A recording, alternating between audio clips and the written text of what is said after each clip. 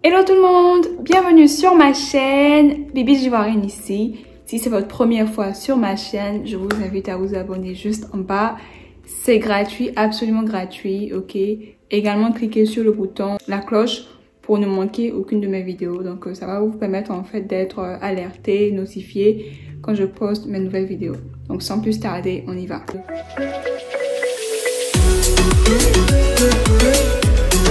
Alors cette vidéo, c'est vous partager un petit peu quelques tips ou quelques erreurs à éviter, parce que là on est à moins d'une semaine de la fin des inscriptions. Donc je me suis dit bah c'est le moment en fait de partager quelques astuces avec vous. Et après avoir reçu des tonnes de messages, donc ce qui revient le plus souvent, c'est en fait les erreurs sur le nom, les erreurs sur le nombre d'enfants et tout ça. Ok, donc ce que je vais vous dire en première position, c'est en fait de prendre le temps de jouer. Ok, c'est vrai que le formulaire va expirer dans 30 minutes une fois que vous commencez, mais ça ne veut pas dire que vous devez rush. Ça ne veut pas dire que vous devez vous précipiter pour remplir et puis cliquer sur soumettre. Ok, il faut vraiment prendre le temps de remplir. Et quand je dis prendre le temps, c'est vraiment de regarder ce qui est dans le passeport, le nom qui est dans le passeport, est-ce que ça correspond au nom que vous allez écrire dans le formulaire, également la date de naissance, la ville, tout ça, il faut vraiment prendre le soin de bien écrire. Surtout le nom, c'est très important, parce que si vous avez fait une erreur sur votre nom, là c'est grave en fait, parce que c'est comme si c'est deux personnes différentes. Ok, donc prenez vraiment le temps, mettez l'accent sur le nom, le prénom, assurez-vous que le nom de famille c'est le last name, le premier prénom c'est le first name, le deuxième prénom c'est le middle name. Donc assurez-vous que toutes ces étapes-là soient remplies avant de continuer. Ok, donc le nom c'est très important. Il faut vraiment prendre le temps de bien remplir la partie nom. Ok. Également, je reçois des questions sur l'adresse. Si on n'a pas d'adresse, comment faire, comment remplir la partie adresse?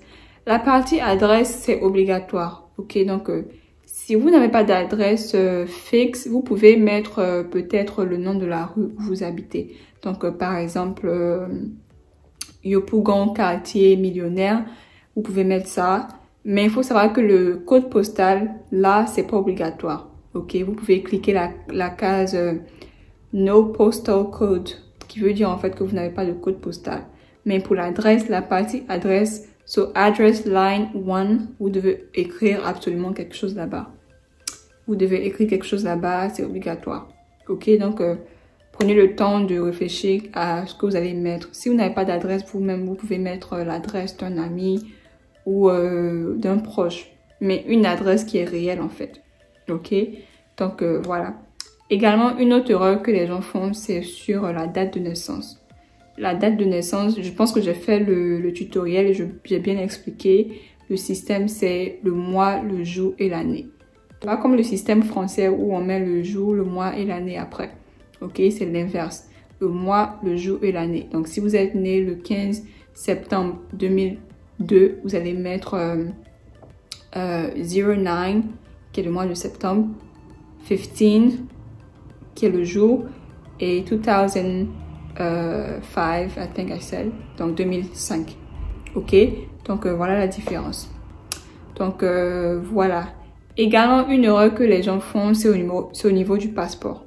Le passeport, vous savez que le passeport a été institué depuis la DV Loterie 2021 pour en fait protéger l'identité de la personne qui joue. Parce que dans le passé, il y avait des gens qui jouaient pour plusieurs personnes comme ça.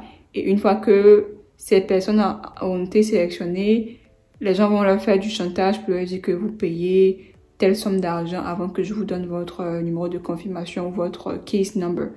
Donc, pour vous protéger, en fait, c'est pour ça qu'ils ont décidé d'instituer le passeport. Ok, parce que chaque personne a un passeport, chaque personne a un numéro de passeport qui est unique.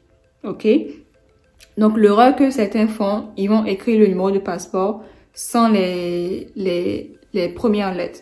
J'ai reçu un message comme ça, quelqu'un qui avait mis son numéro de passeport, mais qui n'avait pas tout écrit en fait. Il avait mis, je sais pas moi, c'était 12 AF quelque chose, et la personne a écrit seulement le reste, mais la personne n'a pas mis le 12AF. Donc, faut savoir que le numéro de passeport, c'est écrit dans votre passeport. Donc, faut écrire exactement ce qui est écrit dans le passeport. Faut pas écrire quelques chiffres et puis laisser le reste. Non, ça se fait pas. Parce que si vous le faites, on ne pourra pas vous identifier, on ne pourra pas savoir que c'est votre passeport. Parce que ce numéro-là ne sera pas valide du tout en fait. Ok? Donc, il faut s'assurer de mettre un numéro de passeport qui est valide.